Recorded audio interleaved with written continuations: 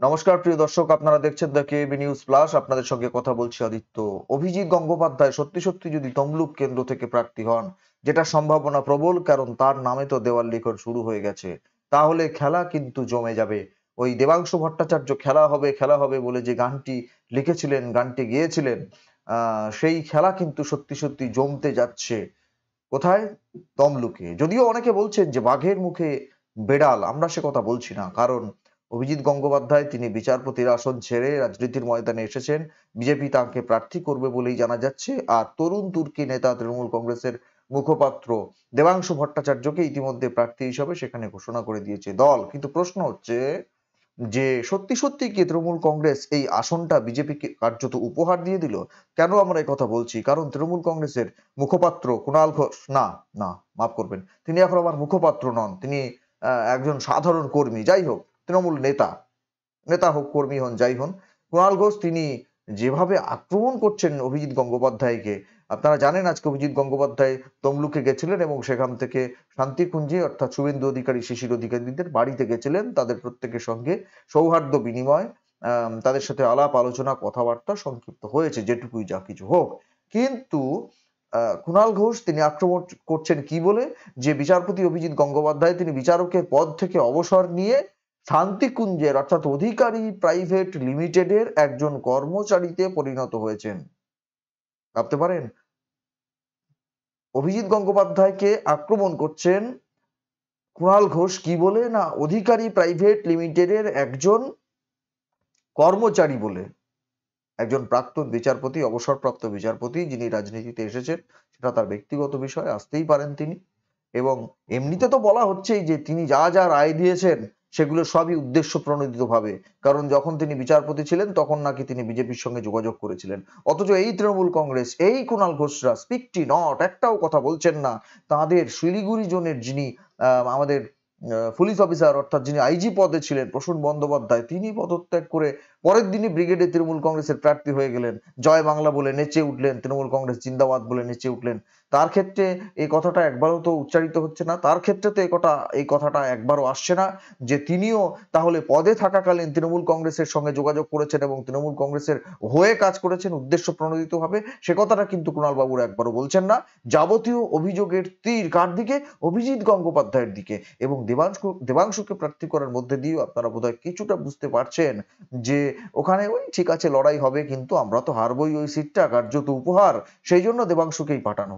আগের একটা প্রতিবেদন করে আমি বলেছিলাম যে দেবাংশু যদি পরাজিত হয় তাহলে বলা হবে ব্যক্তি দেবাংশু ওখানে হেরে গেছে, সে লড়াই করেছিল, কিন্তু যদি সে জিতে আসতে পারে কোনো ক্রমে তাহলে বলা হবে জায়ান্ট কিলার, জায়ান্ট কিলার। চালাকিটা খুব ভালো। কিন্তু এই যে আক্রমণ শুরু হয়েছে ব্যক্তিগত স্তরে, তিনি বিচারপতি থাকাকালীনও তাকে ব্যক্তিগত স্তরে আক্রমণ করতেন তৃণমূল কংগ্রেসের মুখপাত্ররা, কিন্তু এখন তিনি অবসর নেবার পরেও রাজনীতিতে এসেছেন, শুভেন্দু অধিকারীদের সঙ্গে এক মঞ্চ শেয়ার করছেন, তাদের বাড়িতে যাচ্ছেন, সুতরাং তাকে শুনতে হচ্ছে তিনি নাকি যাবতীয় দুর্নীতির সঙ্গে আপোষ করেছেন, তিনি নাকি শুভেন্দু এফআইআর নেমড থাকা সত্ত্বেও তার সঙ্গে দুর্নীতির, তাকে পাশে বসিয়ে দুর্নীতির বিরুদ্ধে কথা বলছেন ইত্যাদি ইত্যাদি। সুতরাং তিনি তার বিশ্বাসযোগ্যতা হারিয়েছেন এবং তিনি অধিকারী প্রাইভেট লিমিটেডের একজন কর্মচারীতে পরিণত হয়েছেন। কে বলছেন? কুণাল ঘোষ বলছেন। বিশ্বাসযোগ্যতার প্রশ্ন যদি ওঠে তাহলে মাননীয় কুণাল ঘোষ, আপনাকে বারবার আগেও বলেছি এখনো বলছি, আপনাকে তো জবাব দিতে হবে যে আপনি বলেছিলেন যে সারদার মূল বেনিফিশিয়ারি রাজ্যের মুখ্যমন্ত্রী মমতা বন্দ্যোপাধ্যায় এবং তার বাড়িতে সব টাকা রাখা আছে, যান মুখ্যমন্ত্রীকে অ্যারেস্ট করুন, আপনি বলেছিলেন। বিশ্বাসযোগ্যতা নিয়ে প্রশ্ন তুলছেন, তাও বিচারপতি অভিজিৎ গঙ্গোপাধ্যায়ের। দেখুন কি বলে আক্রমণ করেছেন, আপনারা একটু শুনুন। সারদায় অভিযুক্ত, নারদায় এফআইআর নেমড, একাধিক দুর্নীতিতে যার নাম, পরিবারবাদের সঙ্গে যার নাম জড়িত, সেই অধিকারী প্রাইভেট লিমিটেডের কর্মচারী হিসেবে আজ নিজের নাম লিখিয়েছেন। স্বেচ্ছা অবসর নিয়েছিলেন বিচারক পদ থেকে, আজকে অধিকারী প্রাইভেট লিমিটেডের একজন কর্মচারী হিসেবে নিজের নাম নথিভুক্ত করেছেন এবং যে কথাগুলি উনি এতদিন বলে এসেছেন, দুর্নীতি, পরিবারবাদ, অমুক, আজকে সবার সঙ্গে আপোষ করে চূড়ান্ত দ্বিচারিতা করে তিনি ভারতীয় জনতা পার্টি এবং অধিকারী প্রাইভেট লিমিটেডের একজন যে কিনা সিবিআই এর এফআইআর নেম, যে সিবিআই এত প্রিয় অভিজিৎ গাঙ্গুলির। বিচারপতির আসনে থাকাকালীন অভিজিৎ বাবু কথায় কথায় বলতেন সিবিআই দেব, সিবিআই দেব, সিবিআই দেব। তো সেই সিবিআই এর এফআইআর নেম, তাকে তিনি তার মেরুদণ্ডটা বেঁকিয়ে প্রণাম করছেন। এটা কি হলো প্রাক্তন বিচারপতি অভিজিৎ গঙ্গোপাধ্যায়? আপনি যে যে ইস্যুতে নিজেকে একটা যোদ্ধা হিসেবে মানুষের কাছে তুলে ধরতে চাইছিলেন, আজকে সেই ইস্যুর কাছে আপনাকে আত্মসমর্পণকারী বলে বারবার বারবার প্রমাণিত হচ্ছে। কেন্দ্রের চাকরি পাচ্ছে, অভিজিৎ গঙ্গোপাধ্যায়ের অর্ডারে যাদের চাকরি গেছে, এই কেন্দ্রের এই চাকরি পাচ্ছে, কি ভূমিকা থাকবে? দেখুন, অভিজিৎ গঙ্গোপাধ্যায় তমলুক কেন্দ্রে লড়ছেন। সেখানে যারা নতুন প্রজন্ম চাকরির জটে যারা আটকে গিয়েছেন, তারা সবাই এটা অনুভব করবেন যে অভিজিৎ গঙ্গোপাধ্যায়ের রায় রাজনৈতিক উদ্দেশ্য প্রণোদিত রায়ের জন্যই আইনি জটে তাদের অধিকাংশের চাকরি আটকে আছে।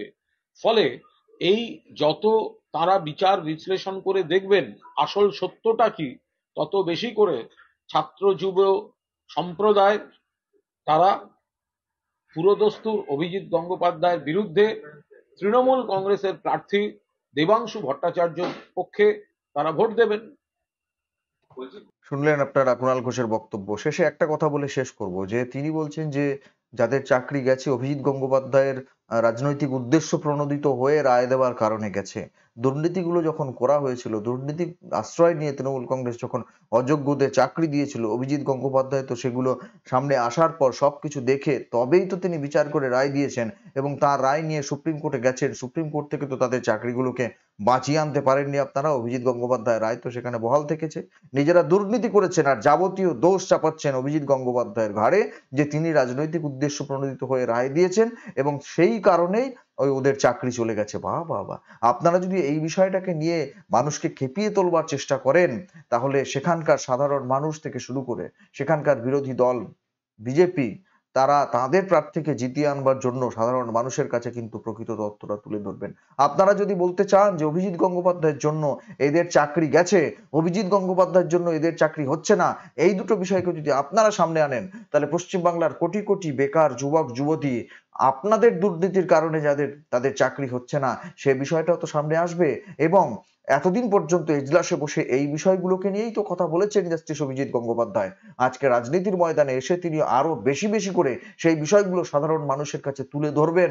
এবং তিনি ২৬ সালকে পাখির চোখ করেছেন। এই লোকসভা নির্বাচনে তো বিজেপি সরকার নতুন করে গঠিত হবেই, এ বিশ্বাস তো পশ্চিমবাংলার বিজেপি নেতা নেত্রীদের চোখে মুখে সব সময় ঝলকে ঝলকে পড়ছে।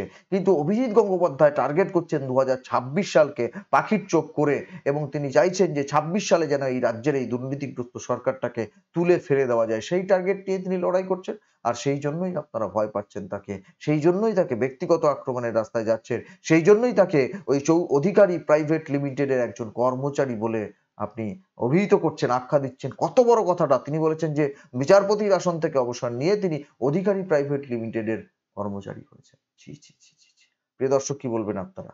সত্যি সত্যি কি ভয় পাচ্ছে তৃণমূল কংগ্রেস জাস্টিস অভিজিৎ গঙ্গোপাধ্যায়কে? কারণ কার্যত ওই তমলুক আসনটা উপহার দেওয়ার মতো দিয়ে ফেলেছে তৃণমূল কংগ্রেস অভিজিৎ গঙ্গোপাধ্যায়কে, বিজেপিকে। ধন্যবাদ।